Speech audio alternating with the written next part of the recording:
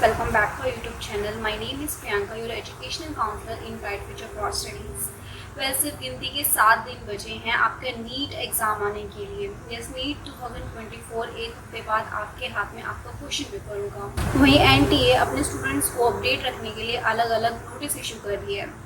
हाल ही में अभी NTA ने जो नोटिस इशू किया है वो है how to fill the OMR answer sheet. OMR sheet बहुत इंपॉर्टेंट है आप लोगों के लिए कि आप उसको सही तरीके से फिल करो। सपोज अगर आपको सारे आंसर्स पता है लेकिन आपने अपनी जो OMR शीट है वो सही तरीके से फिल नहीं की है तो आपका कोई भी सही जो क्वेश्चन होगा या कोई भी सही आंसर होगा वो मार्क नहीं होगा। इसलिए बहुत इंपॉर्टेंट है OMR शीट को सही तरीके से फिल करना।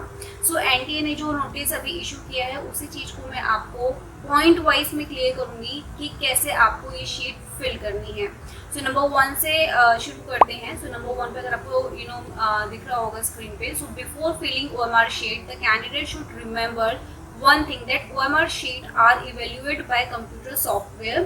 This software is very sensitive and can only read properly filled black colored bubble.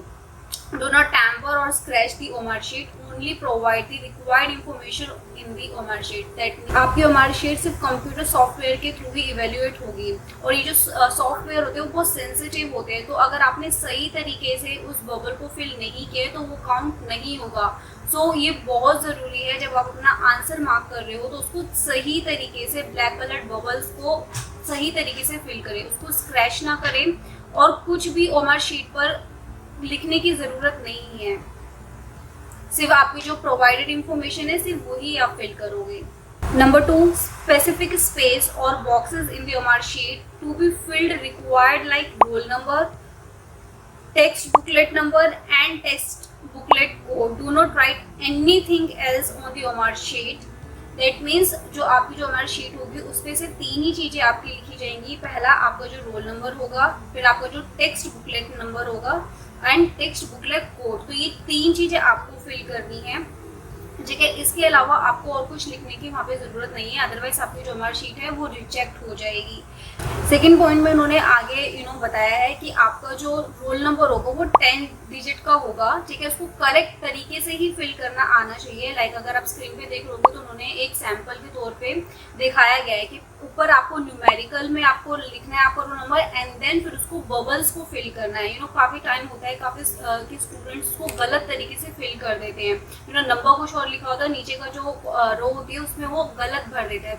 Please आप अच्छे तरीके से उसको बार बार 2 बार जरूर देखिएगा कि आप कौन सा नंबर कहाँ फिल कर रहे हो, तभी उसको फिल करेगा बबल को। And roll number will be mentioned in your admit card. आपको जो रोल नंबर होगा वो आपके एडमिट कार्ड में ही मेंशन होगा, तो वहाँ से देखकर आप फिल कर सकते हो। नेक्स्ट पॉइंट में लिखा है the candidate should ensure that 7 digit text book number has been filled and mark correctly.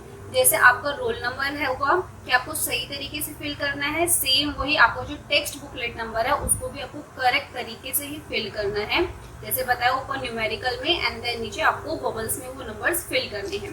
Third point है आपका in OMR sheet write the candidate's name, father's name and mother's name in running handwriting in the name column as given in the following box. आपको वहाँ पे columns लिखे होंगे जहाँ आपको बताया गया कि आपका नाम आएगा, आप वहीं अपना नाम लिखेंगे, father's name and then mother's name. Father की जगह मदर, मदर की जगह फादर्स मत लिख कर आ देना। तो उसको पढ़ना अच्छे तरीके से एंड देन उनके आपको नाम लिखने हैं।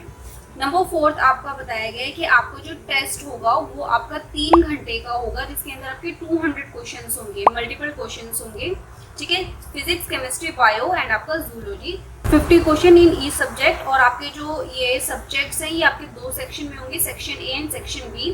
जिसमें सेक्शन ए में आपके 35 क्वेश्चंस होंगे जो आपको सारे अटेम्प्ट करने हैं, मतलब सारे अटेम्प्ट कर सकते हो जितने भी आपको क्वेश्चन आते हैं। एंड सेक्शन बी में 15 क्वेश्चंस होंगे जिसमें सिर्फ आप 10 ही अटेम्प्ट कर सकते हो। नंबर 5 पे है आपका do not fill in more than 1 option for any of question because there is only 1 answer. कई बार होता है कि जब बच्चा एक बार आंसर फिल कर देता है उसको बाद में ध्यान आता है कि हाँ कि इसका आंसर दूसरा भी हो सकता है, तो वो दूसरी बार भी वो फिल कर देता है। ऐसा बिल्कुल मत करना, क्योंकि अगर आप दूसरी बार फिल करोगे, सही भी अगर आपने फिल करा तो वो काउंट नहीं होगा, ठीक है। 2 बार क्वेश्चन पढ़ना, उसके बाद ही जाकर आंसर देना। अगर आपने ऐसा किया जैसे स्क्रीन पे दिखाया गया है जो रॉन्ग है, उसको ऐसा मत करना। एक क्वेश्चन का एक ही आंसर एक ही बार आपको फिल करना है और सही तरीके से फिल करना है आपको। नंबर 6 पॉइंट है आपका, the candidate required to sign within running handwriting in declaration column. आपका एक डिक्लेरेशन कॉलम होगा जहाँ पर आपको खुद के साइन आपको करने हैं। नंबर 7 पॉइंट है, make sure that code printed on the OMR sheet same as on the text booklet code. सी जो आपका जो ओमार शीट आपको मिलेगी एंड आपका जो टेक्स्ट बुकलेट मिलेगी, उन दोनों पर एक कोड लिखा होगा, ABC जो भी है वो दोनों सेम होना चाहिए। तो आप इसको जरूर चेक करना कि आपकी ओमार शीट पर एंड टेक्स्ट बुक पे जो कोड है वो सेम है।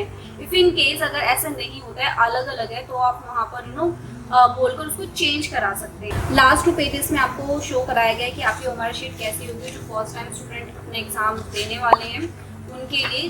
तो स्क्रीन पर आपको दिख रहा होगा कि किस तरीके की ओमार शीट है। तो सही तरीके से अपना रोल नंबर, आपका टेस्ट बुकलेट नंबर, आपका टेस्ट बुकलेट कोड सही तरीके से उसको देखना, आंसर सही तरीके से फिल करना, सही तरीके से बबल्स को फिल करना। ठीक है, क्वेश्चन आप 2 बार पढ़ना, उसके बाद ही जाकर आप आंसर देना। ये चीज़ मैं बार बार रिपीट कर रही हूँ।